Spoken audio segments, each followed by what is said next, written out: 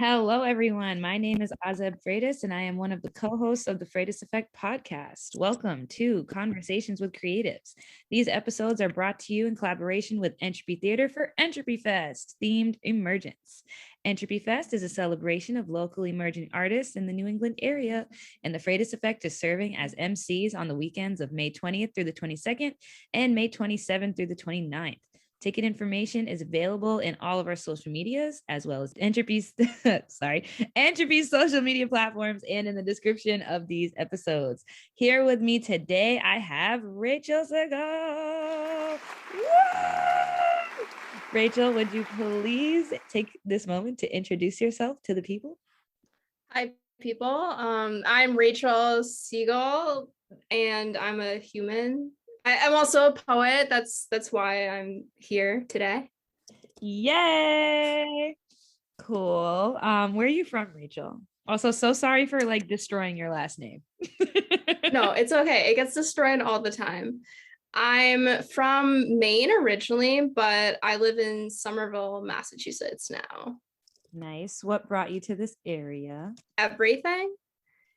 Ooh. Yeah, everything. I just like it. I went to school for college in Worcester, Massachusetts, and by junior or senior year, I was like it. Don't get me wrong, it's like a city compared to growing up in Bangor, Maine. But my God, I'm nothing wrong with we call it the woo. Nothing wrong with it, but I was like, okay, it didn't really feel like enough of a city, so I was like, I don't know if I'm ready for New York yet. Boston, Somerville just felt like the happy medium. Did you do undergrad over there? No. In Boston, no. In Worcester, yes. I went to Clark University. Oh, cool. So when you were over there studying, was it poetry or related to poetry, or was it something completely different? It was actually playwriting, but there wasn't like a playwriting major, but I double majored in theater arts and comparative literature, and we happened to have a playwriting professor do this whole playwriting program. And so I it's not technically player, but it was. That's cool. So you know how to write a play. Yeah. How did you get into poetry then? I took a leap of faith. No, I started taking this class during the pandemic called Playful Poetry. The instructor, Danny Bilal, is fantastic, and it was over Zoom. And I remember before signing up thinking poetry can be fun. What? Because even though there definitely are funny poems and there definitely are funny poets, but I sort of went into it thinking I can be funny. What the hell? Because I do feel like there is a lot of representation in poetry, especially spoken word poetry, for poems that are more serious, and I think that's amazing as well. But because I had actually seen so much of that serious poetry, it didn't feel like it was something that people did be funny and poetry at the same time. Yeah, that's cool. Okay, so you're saying there can be emotional range in poetry. It doesn't always have to be about love, and even if it is about love or really deep hard things that usually people are talking about in poetry, it can be humorous, or it can be approached that way. Sometimes I think about comedy that way. When I watch stand-up, I'm this is just a long monologue of poetry. Yeah, it kind of is. Yeah, that's cool. Yeah, I watch a lot of stand-up too, to get ideas and to think about crowdsourcing. Okay, so then do you identify as an artist, or do you just identify as a poet? Where do you fall in that category of things? I'll say artist because I'm an Aquarius, so duh. Yes. No, I don't need to spend the entire podcast talking about horoscopes, but when I saw the question like about identifying as an artist, when did you start identifying as, I was like, I'm an Aquarius. No, don't worry. You're in safe territory. I'm all about this shit. So like, go ahead. No, but I'm a bad artist because I don't know shit about the other signs. So like when I meet another Aquarius who's also like creative and hippy dippy, I'm like, cool. But I know like a few things about other signs. I know one of them is very organized. Yeah. I mean, that could be like a lot of them. Oh, cancers are nice. Cancers are supposed to be nice. Yeah. There's a lot. Like I think like Virgos are probably the organized perfectionist. That's the one. Yeah. There we go. Yeah. And then like Capricorns are very practical. Cancers, when I think about cancers, they're more like emotional, but very caring and generous. Yeah. It also depends on like a lot of other stuff. But I like that you lean on being an Aquarian for your like creativity. That's cool. Because I agree. I think a lot of Aquariuses that I know are also like they express themselves through art. And plus y'all are like known for being like humanitarian. So like that's cool. No, I'm an asshole. Yeah. No, I just like no, but I don't know that much about, it's like I'm not hardcore like believing it like science, like if because I know that it is like something that people are doing now, like going all into it. I'm just like just a little bit. Yeah, just kind of like dip your toe into the Baby steps. Yeah, exactly. It's just kind of like surface level energy. I feel you. But it's still it's like it's just for fun. It doesn't have to be like that deep. Yeah, one of my friends, somebody asked him what his sign was, and he honestly didn't know, and he said December. It was just like the month, and I loved it. Going back to creative stuff though. So how did you find your path to the arts world? So like getting into playwriting and all of that. What was your journey here? Well, buckle up because it was something. No, so actually when I was 6 years old, I went to this camp called Windover Arts Center back in Maine, and that was a really nice place to sort of unleash my creative self. It was actually kind of funny because I was 6 years old when I started going, and it was this all around art camp. There was like pottery, there was acting, improv. There was a counselor named Forrest who did hiking.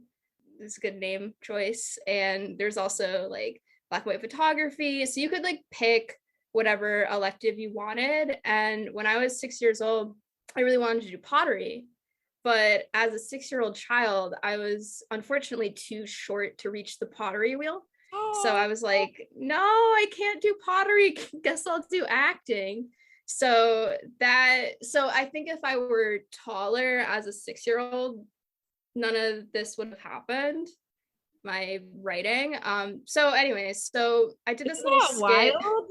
How it like literally changed your whole life. Heightism. Happy accident. Yeah, heightism, pottery, heightism in the pottery community. Have you ever come back to pottery, or were you like, no, this is exclusive?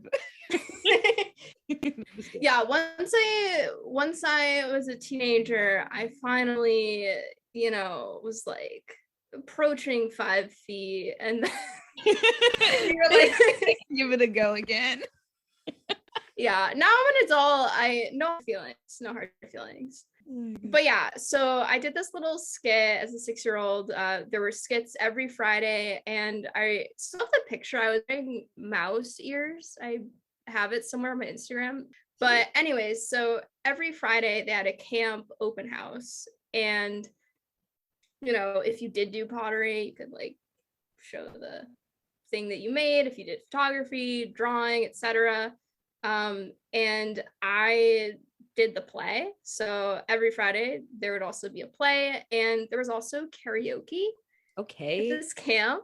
And I was 6 years old and I didn't know anything about the song, what it meant, but during lunch one day, I did I Love Rock and Roll by Joan Jett as a 6-year-old. And then I got to perform it at camp, and it let me sort of just like, from a young age, like unleash my, just be creative and not overthink it.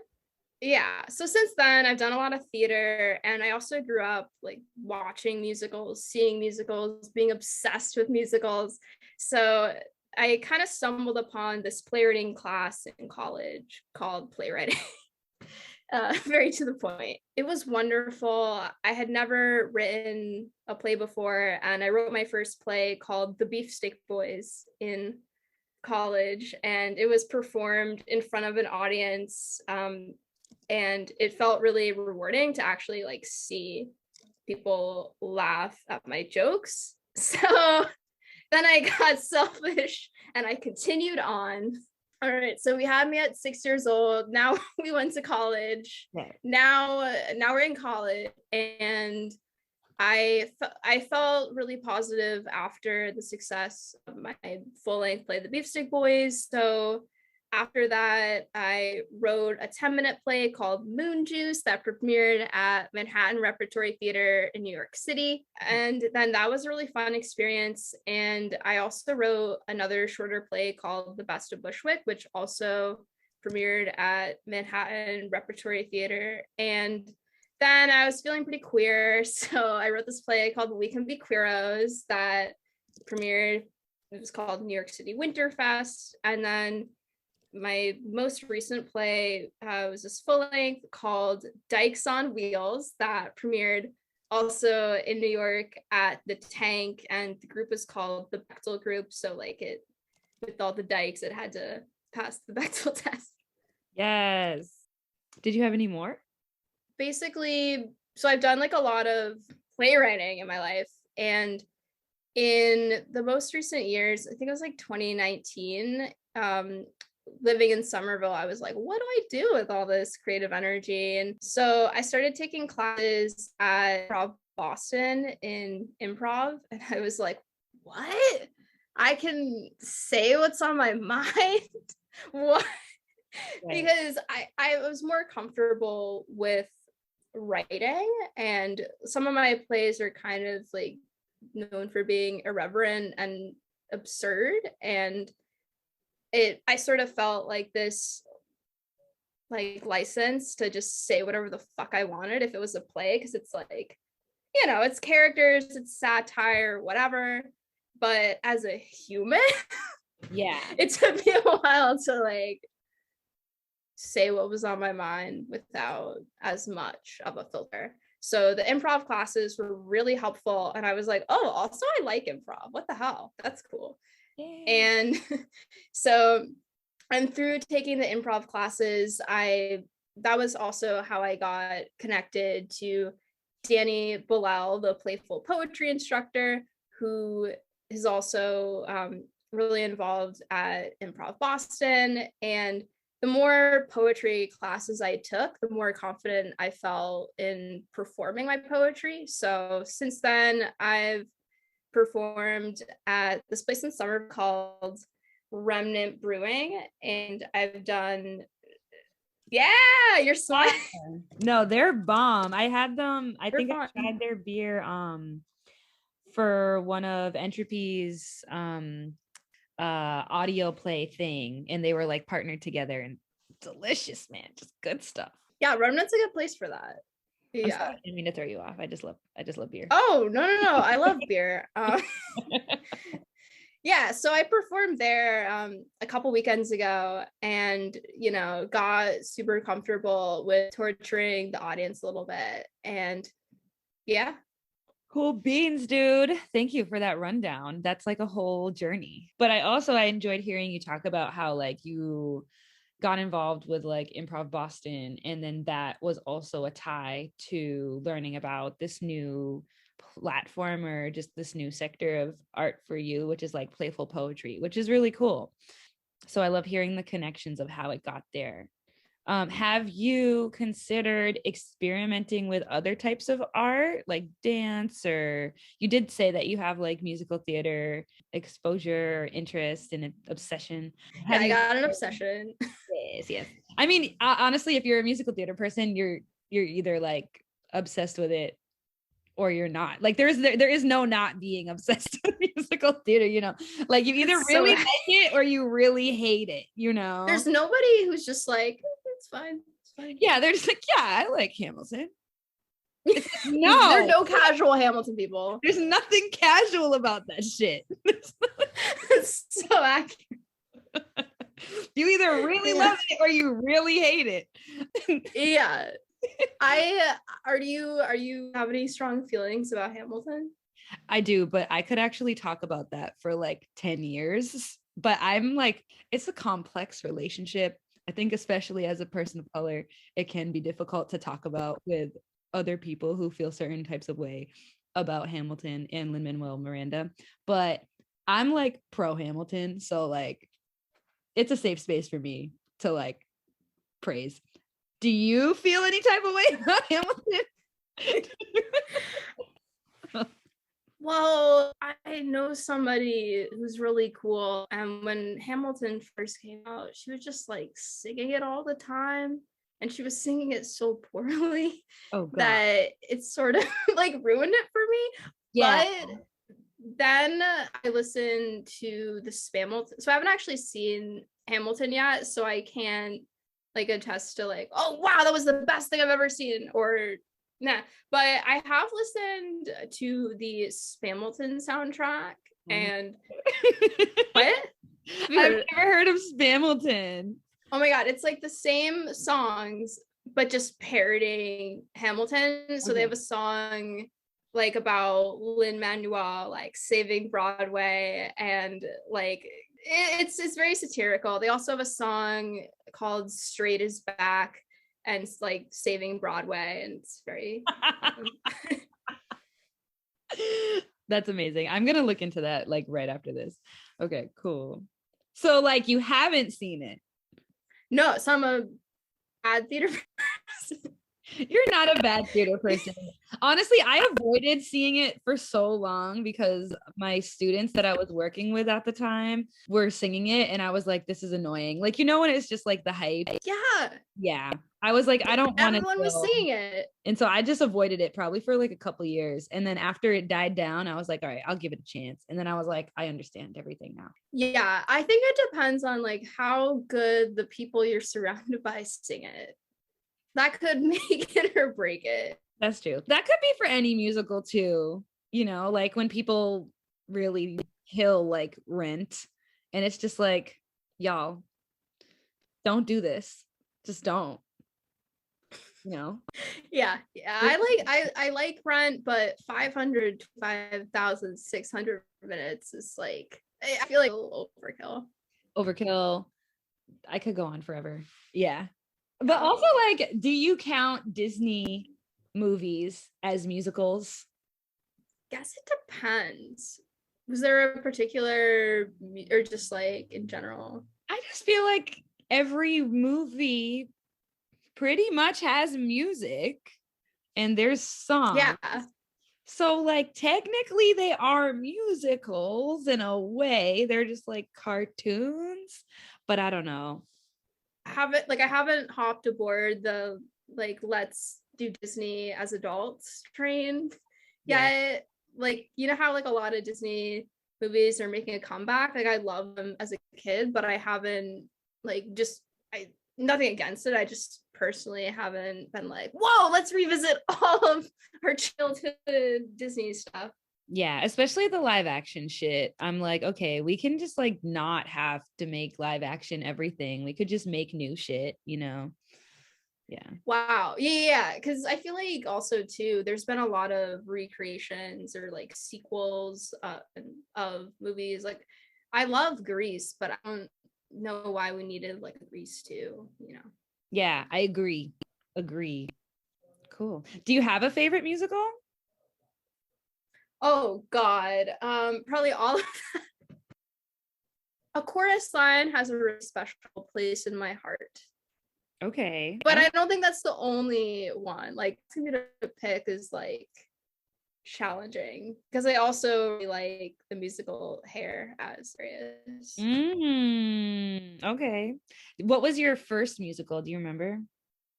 I don't know.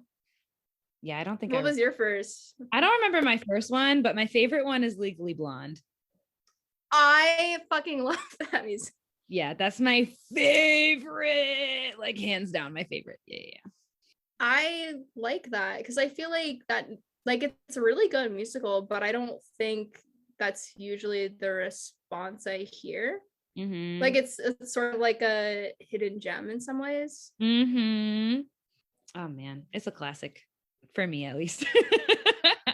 Yeah, no, the Bend It Snap is iconic.